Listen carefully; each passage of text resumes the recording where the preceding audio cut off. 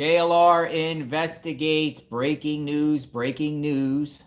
These two individuals have been caught.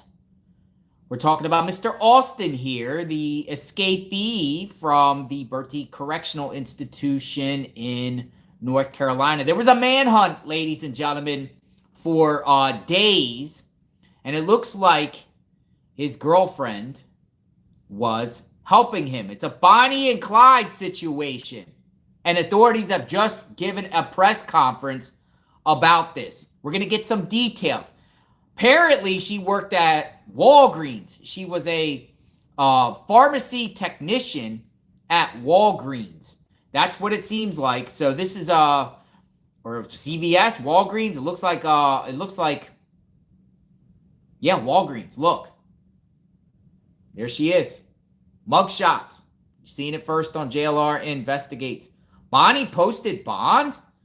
Did somebody say that Bonnie posted bond? We're calling this the Black Bonnie and Clyde jailbreak, because it's clearly showing that this individual right here assisted and enabled this individual to escape custody.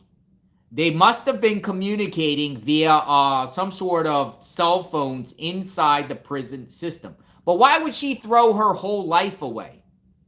She has two children, it looks like under the age of 5 years old, two minor children. He's in prison, serving life in prison for doing harm, killing a 1-year-old child.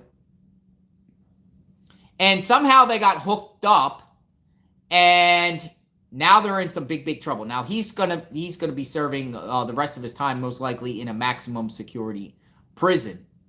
But come on in, folks, because we're gonna listen to the press conference that they just gave, and I embedded his photo in the press conference so we can get an understanding. Though they give lack of information, we'll see what they're putting out, and then let you guys decide what's up. What happened here, and how can we prevent this sort of thing from happening again?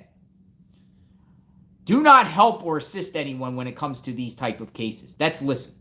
U.S. Marshal for the Eastern District of North Carolina. So I'll turn it over to Secretary Ishii to get started. Sir. Well, good afternoon, everyone. We are very thankful to be here today with escaped murderer Ramone Alston safely back in custody.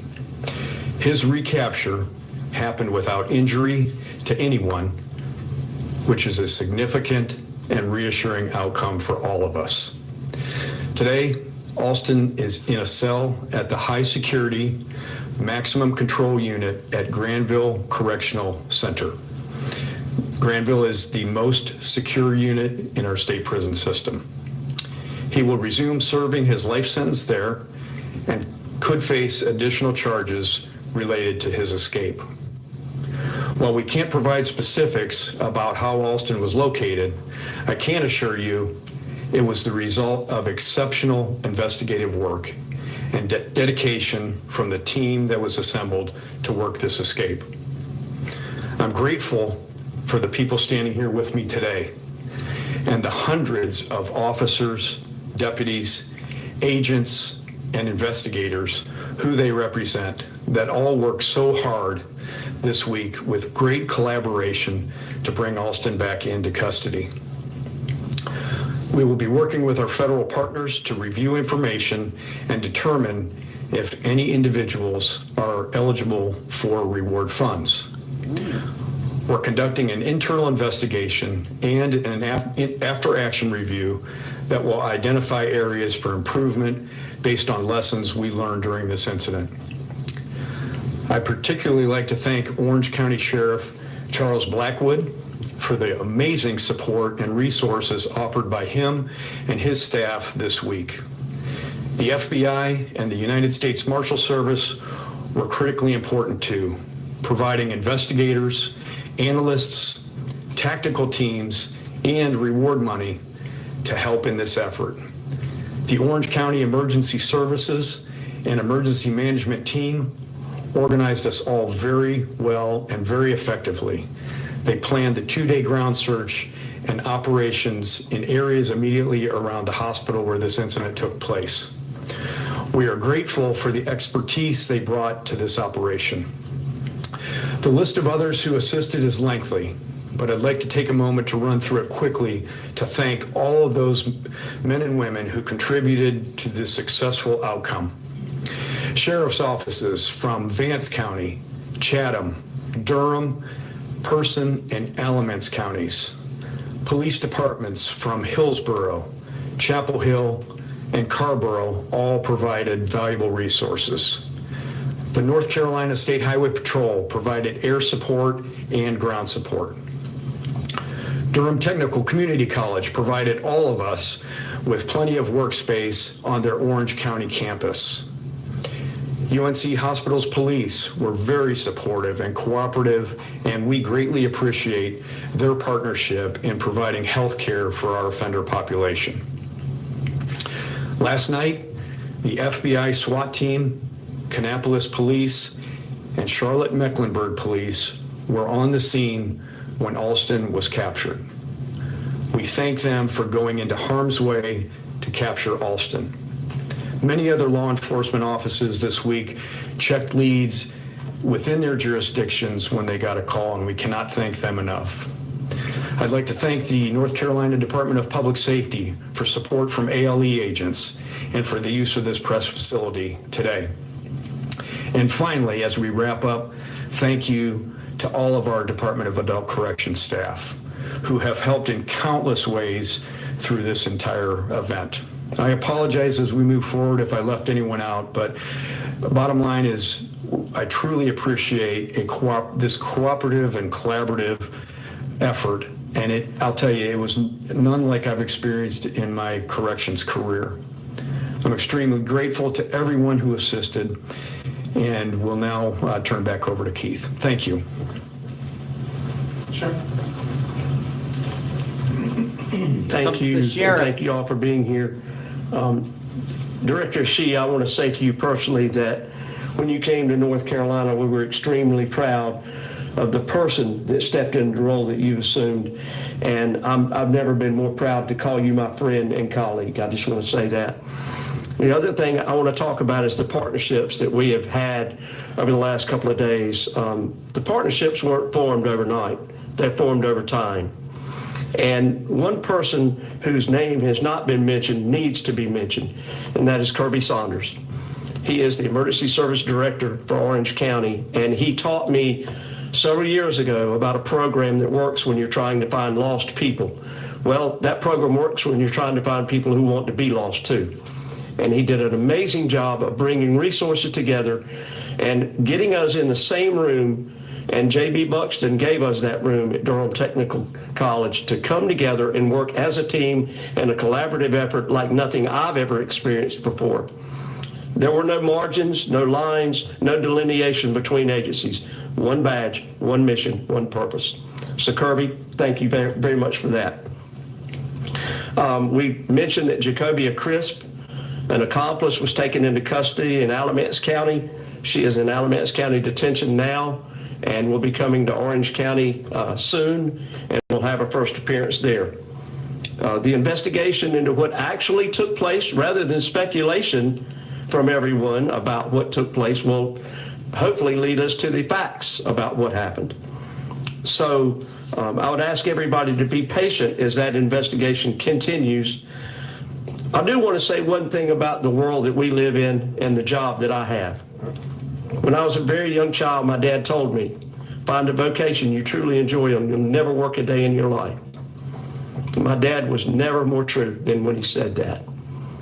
And with all the talk that's been going on about recruitment and retention in law enforcement, I'll tell you, if you're looking for a job where you can truly feel like you're doing something positive for someone else, this is that job. Thank you very much.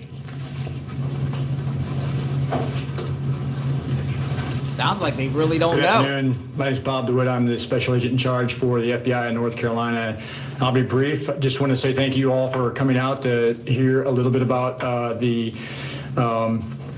actions that were taken over the past 24 hours. But most of all, I just want to echo the sentiments expressed earlier by the Secretary, the Sheriff, and the U.S. Marshal. I've been in law enforcement for 22 years, and I have never seen an effort like this work with such synchronicity as I have over the past few days. There were no personalities that interfered with the investigation, and the folks that were on the ground doing the work that needed to be done worked shoulder to shoulder from beginning to end. Many of them still have not slept. So I could not be more grateful for the partnerships represented by the leaders that you see here on the stage and the men and women that they represent. So just grateful for the resolution to this, the fact that it was ended safely for everybody involved. So thank you very much. Not much info from the feds. Good afternoon. Glenn McNeil, the Marshal, United States Marshal for the Eastern District of North Carolina, and it's an honor and privilege to stand before you. The Marshal Service has a long-standing history of partnering with our federal, state, and local law enforcement partners. And on August the 13th, that was clearly evident when Secretary Ishii called me that morning about this offender. We knew exactly what to do. The relationships that we have, that we formed through our various task forces, we immediately activated and have worked nonstop for the last 3 days. The collaborative efforts and the partnerships that we all share, they're very meaningful, and they've stood and will continue to stand the test of time. And so, Sheriff, thank you for your partnership. FBI, and thank you all. It was a collaborative effort, and we are, with the Marshal Service, glad to be a part of it.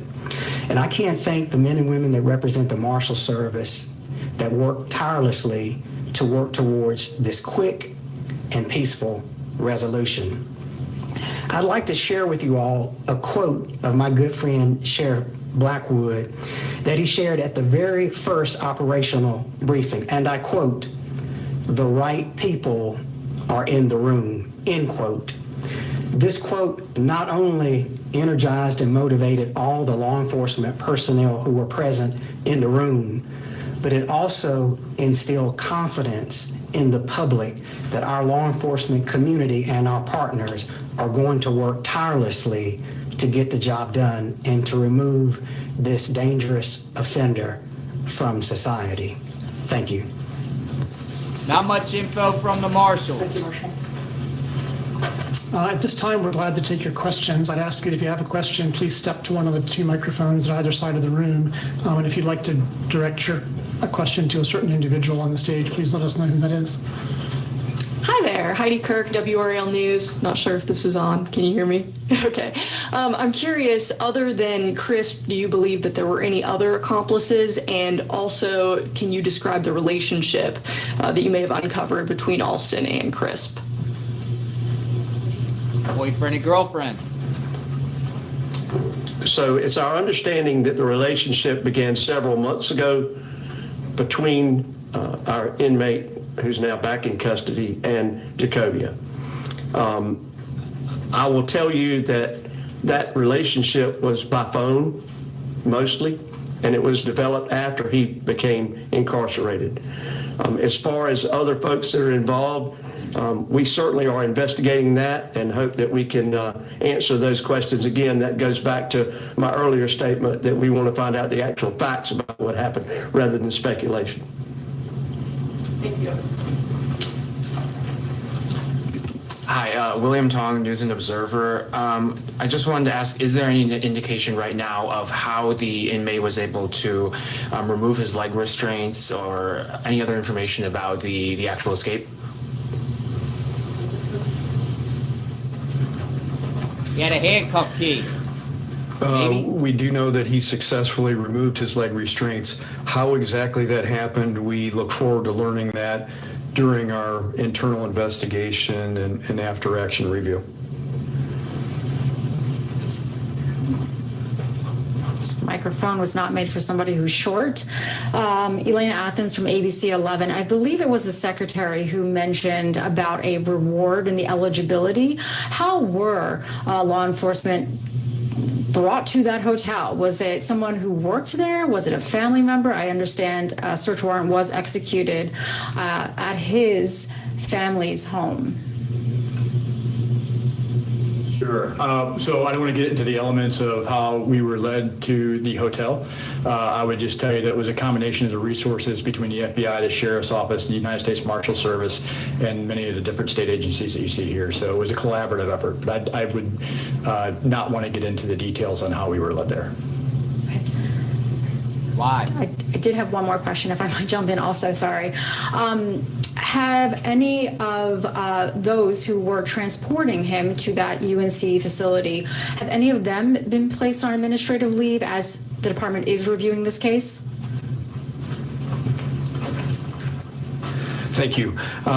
They have not been placed on administrative leave. We have reassigned them to other non-transportation duties while we walk through the internal investigation and the after-action review report. Thanks. Hi, Giselle Thomas with WFMY News 2. Are you able to share any details as to why Mr. Alston kind of chose to stay within proximity? To our understanding, it seems like he didn't leave the state.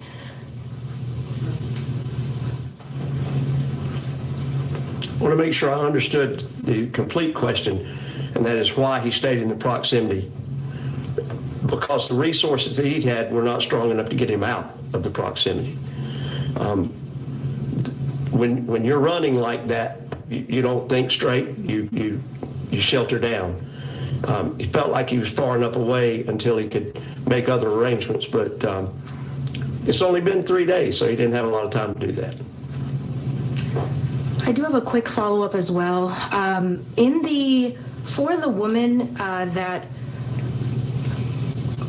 For the woman who is the accomplice or who were pointing with, Miss Chris, I wanted to ask, because in the court records, it does show that she had posted her bond. So with her posting her bond, does that mean that she's going to be still coming back? I know you mentioned that she's going to be back in Orange County custody. Just wondering if she's able to be released, and she did post it.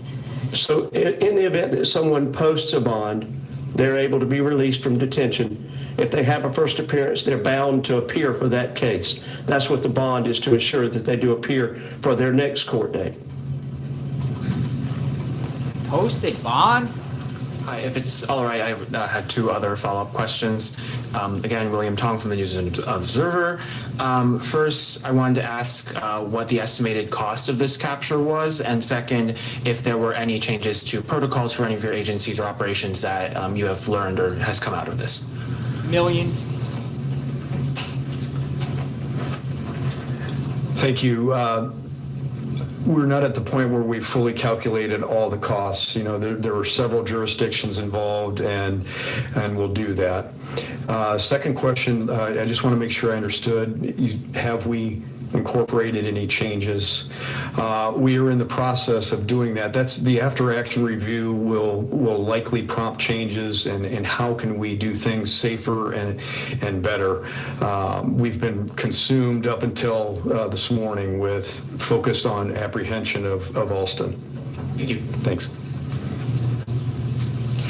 Hey, this is Jenna Gartner, Spectrum News. I have a question just a little bit about Crisp. And was she somebody that you guys had been following a little bit, had known about before you found out that he was down in Kannapolis, or did you guys receive tips once he was already there that kind of led you to find him further away?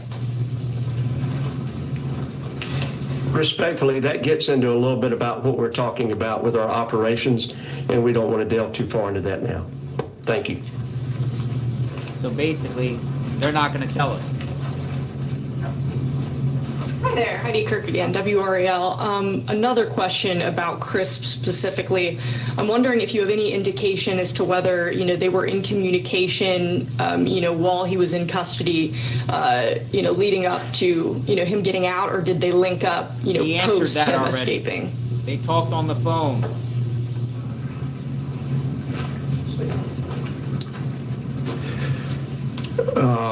we're still reviewing that. That really tends to be part of both the criminal investigation and our internal. So, rest assured that that's something that we will be looking at, as we move our efforts forward, both with the criminal and with the after action review. Our interest is to get better, to protect the public better, protect our staff better. So we will be working day and night. We started this morning on our after action review. As soon as we woke up, the after action review process started, and we're going to move very aggressively with that to get it to completion so that we can make things safer.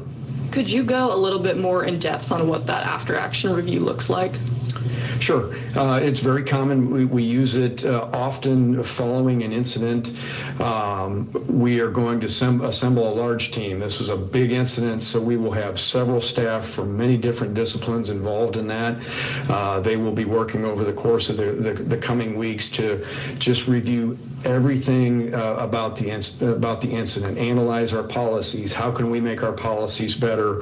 Look at our practices. How can we still deliver community standard health care, but be safer and make sure that we do everything to ensure that something like this doesn't happen again. Thank you. Thanks. Let's take a question from Ben and then we'll wrap. Ben Boken, CBS 17. I think this question might be best for Sheriff, but can you describe, from what you've learned, what this relationship was like with CRISP and Ramone Alston? Based off of everything you've learned, can you describe how their relationship kind of developed? I cannot describe what their relationship was. She's not in the detention center. He is. So we know it was through telecommunications of some sort. But how detailed that was, or whether that was something more than just a friendship, I can't answer that now. That is also something that's under investigation. Is there any word on how they met? Not this time. Can you describe really quickly the impact that all of this has had on your community?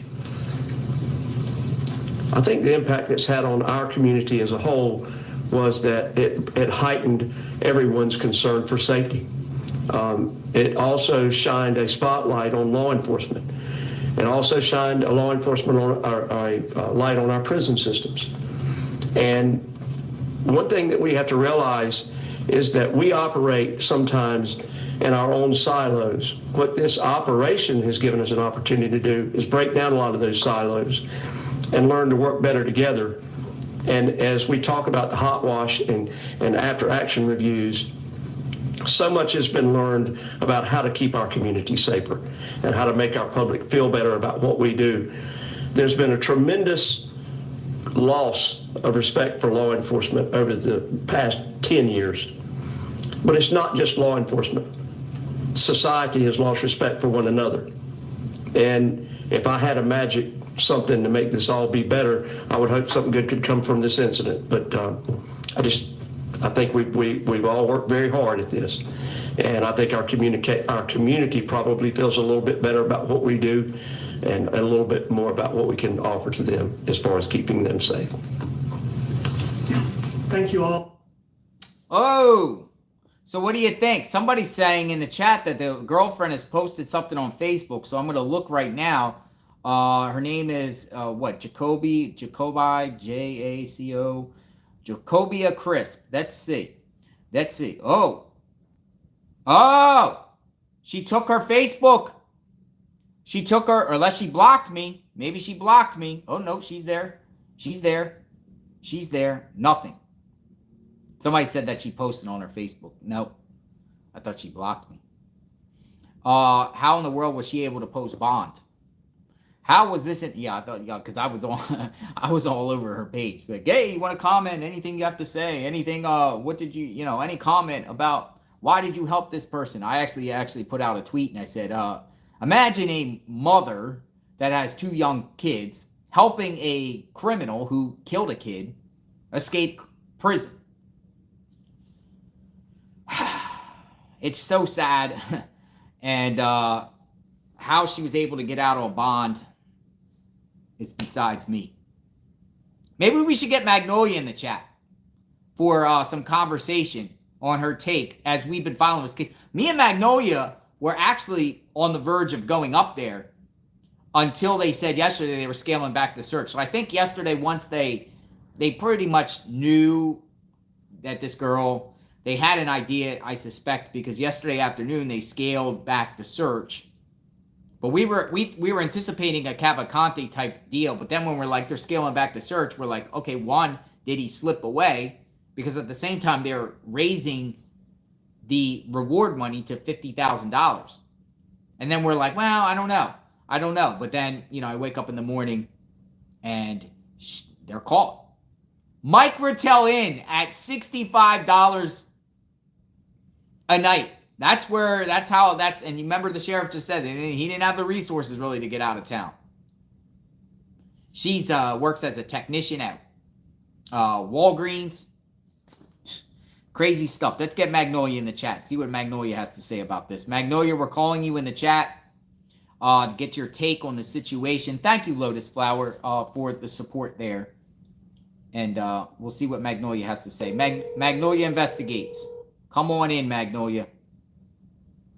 Here she comes. Hello, Magnolia. Hey, what's up? Okay. So following this, what's your take? Because we've been on this for the last couple of days, monitoring and seeing the searches and seeing what was going down. What's your take on this? Well, I think this press conference was a waste of everyone's time. It's one of those ones that's like the victory lap, where they pat each other on the back and they say what a great job everyone did. But I don't feel like we really got any new information from this press conference. I can't think of any info we learned that we didn't already know, other than they confirmed that she did post bond. So it's, people want to know what happened here when he took off. So we know they opened the transport van, and the sheriff the other day said as soon as his foot touched the ground, he took off running immediately. But what happened next? And what happened between that and the time that they apprehended them overnight? Well, apparently he was in the hotel and she was arrested in Alamance County. So apparently what the way I take it, and again, media are not asking the right questions. Apparently she was staying with him at the Microtel. So whether she checked in with her ID or they used a fake ID, I doubt he had an ID, or used someone else's ID. They were checked in the hotel. And the witness says that they saw them the last couple of days go in and out. But last night, as the arrest happened, and I think they said that, the witness was saying, well, they checked out on Thursday. But that can't be because there's arrest footage of him being marched out of that hotel. And there were SWAT teams with shields. So, and then they also said that she was arrested in Alamance County, which is quite a distance from where the Microtel was in Kannapolis. So apparently she probably went back home. And my thoughts were they scooped her up. And this is why she might have had a bond here. Because they scooped her up and basically told her an ultimatum. You'll never see the light of day again. We'll pile on a bunch of charges and you have 2 kids. Tell us where he's at right now. And she snitched. The gig was up. And she snitched. Yeah. And maybe part of that return is they gave her a reasonable bond to be able to post and stuff. Like, she's still going to be held accountable for. But I think that she actually turned him in. Yeah, and it would be good to know what her level of involvement was here. Yeah. I mean, did he just get out and he was on the run and contacted her and said, hey, meet me at this place? And they had a meetup at the motel in Kannapolis and hung out together for a couple of days and then split up again? Like, what happened? That's a great question, and that's very logical here. The angle that I'm thinking about is he was communicating with her behind bars. Somehow, as the sheriff said, they've only been communicating for a few months. She met him from the inside. They didn't know each other from the outside. So, maybe he communicated with her, found her via friend or penpal.com or one of those sites, or maybe he had a cell phone and was making video. A lot of these inmates got cell phones smuggled in and they start going live, and there's these jail groups where inmates can be in the groups, and the girls and the people are all talking to them, and you know, when they can be seen on video in prison. Maybe they hooked up that way, whatever. Once they got hooked up, possibly he's capping her head up. Oh, I love you. I love you. We're going to live happily ever after, Bonnie and Clyde, you and I, you know, blah, blah, blah, blah, blah. And then he's like, okay, here's the scheme. I'm going to do all this, that, and the other. And then I'm going to make a bolt for it. And then you meet me up down, you know, at a certain location and pick me up. Or it could have went your route too. Like, hey, he's out. I'm out, baby. I'm out. Come get me. Yeah, and someone else mentioned Casey and Vicky White. So, you know, a lot of the inmates, when they have a plan that they want to escape, you know, a very easy tactic is to find a woman who might have low self-esteem, might be easily persuaded and manipulated. And like you said, if he's talking to her a certain way and she's feeling flattered and, oh, like he loves me and I want to help him, and you know, that could be like an easy way for him to just get someone to help him, you know, just find someone who is vulnerable and easily impressionable, you know. Mm-hmm. So, and that we've seen that with the Dannemora escape with the prison seamstress. Same story. We saw it with Casey and Vicky White. Now, Casey, to me, it seemed like he actually did care for Vicky, but I mean, he couldn't have cared about her too much because he put her in harm's way, and you know, she's dead now. So yeah, but that was a whole different level, because that you're dealing with a inmate manipulating an actual sheriff, a guard. That's crazy, yeah, you know. But Vicky White, you know, she fits the same profile. She's a woman. She's lonely. You know, probably doesn't have a very active dating life.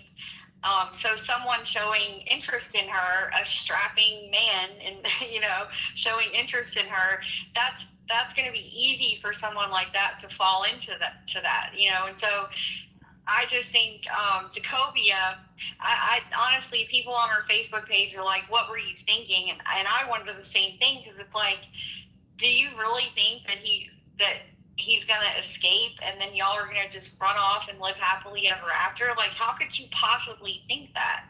And I don't know. I think sometimes they get overly optimistic and they think like, you know, well, we'll be the ones to pull this off and we'll be able to get away and we'll be able to do this and that. But if they were apprehended separately, that definitely tells me that they split up at some point. And in my mind, that indicates he was just using her for whatever.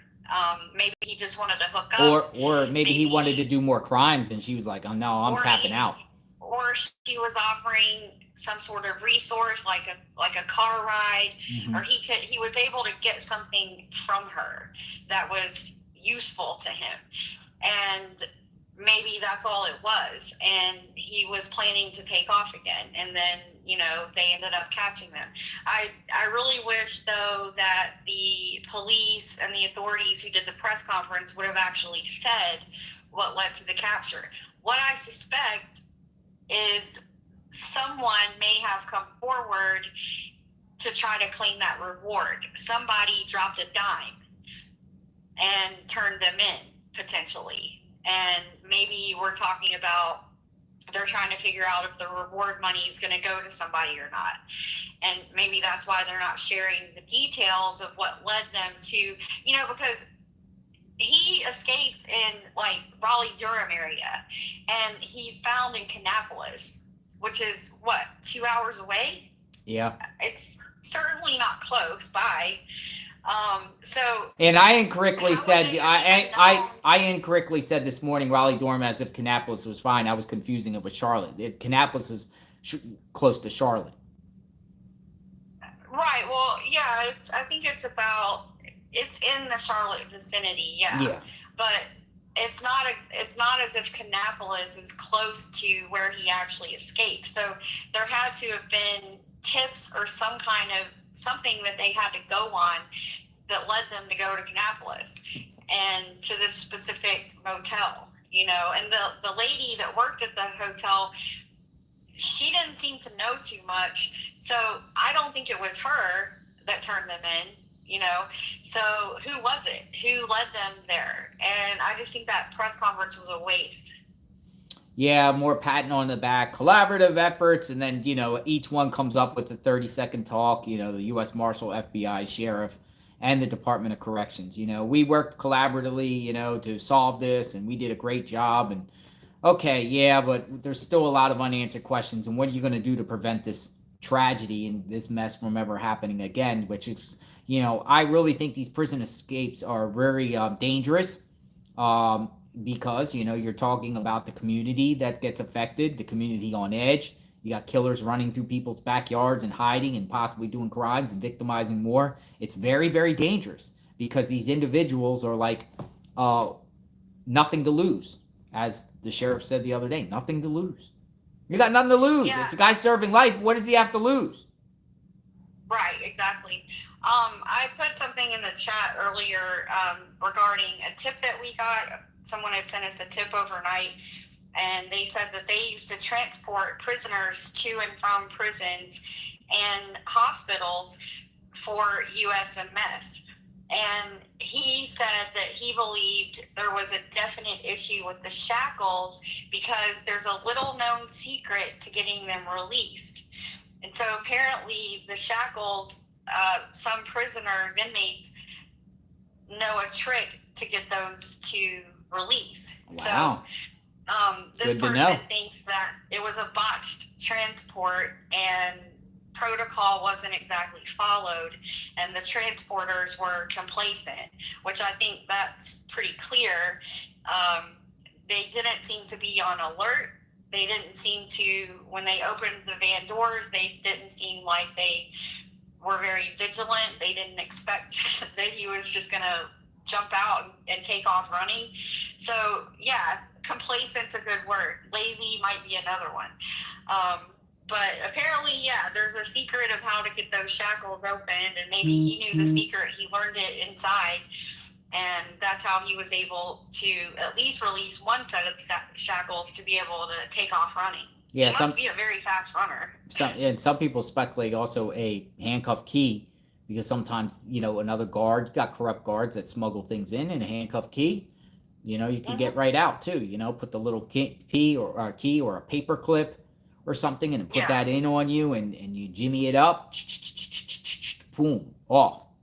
Why guns weren't, you know, shot at them, I don't know. That remains to be seen. Change the protocol, and you save yourself $50,000 plus. They didn't tell us how much it cost to. What do you think? How much you think this operation has cost, Magnolia, the taxpayers? Yeah, I mean, I'd say it was a 3-day manhunt, and there were hundreds of law enforcement personnel as part of this. So probably, you know, $1 million. You know, Cavalcante, they were saying the estimates on Cavalcante was $1 million a day. And I think with this particular situation that we didn't see, you know, 300 law enforcement plus federal law enforcement, so their salaries are much more than state usually. Yeah, this could be $1 million a day. So we're talking maybe $3 million. Yeah, it could be, for sure. So I think it's weird, the whole story about her first talking to him over the phone in prison a few months ago. That just seems weird to me. I feel like they must have had some sort of acquaintance or mutual acquaintance or something like that prior to when he got locked up. Because I can't imagine that she just randomly is contacting people in prison. I think that there had to be some sort of connection there. Maybe the relationship itself only started recently by phone a few months ago, but I feel like they must have known each other in the past for her to take all these risks and to do this. Yep. Now accountability time. He's going to be in a large security. They might even transfer him out of state because of this, because, you know, and maybe some retaliation too. Some of the law enforcement might do something to him, incarcerated, you know, because of what he did. you know. So we'll see what happens. We'll see what happens with this particular case. We're on it. Yeah, and G Petty in the chat said, "Who's getting the 50,000 reward?" That's my question. I mean, I think that part of the reason they're not giving details is because they may have had viable tips that led them to him, and they need to work out who's getting the reward money. Hopefully, they're not trying to get out of giving the reward money, because we saw that happen in the Casey and Vicky White case, didn't we? Oh, there was a reward, and James Stinson, the car wash owner, is actually the one who spotted Casey at the car wash, and that's how the police got on their tail, but he never got the reward money. So I'm worried that type of thing's going to happen again, and that's why they're being quiet, because they don't want to actually give out the money. So hopefully that's not the case, but why else wouldn't they give us the details of how they found him? Yeah, exactly. Remains to be seen. We'll get those affidavits, though. Something will come out. Some more details will come out. They're gonna have to, unless they seal it, but affidavits of probable cause will probably reveal some more information. Thank you again for your insight, Magnolia. Anything else you'd like to add on the table? No. All right. We're on it, folks. Thanks, Magnolia. JLR investigates, Magnolia investigates, and we'll see what happens out of this. And if more information comes out, I'll share it with you. But this might be case closed, and we might not ever talk about this case again. So let me know what you think in the comments. Let me know what you think about prison escapes. And if you know these people and you want to share some stuff, you want to spill the tea, come and reach out to me. Tips at JLR Investigates. I'd love to hear from you. You can speak off the record. We never share our sources if you don't want to be shared. I'd love to know a little bit about these individuals. So send it, please. Send it to us. We want to talk. All right, folks. JLR Investigates. We cover true crime 24/7, 365. This is the Black Bonnie and Clyde here. Arrested, North Carolina. We'll talk soon. Thanks for watching. JLR Investigates.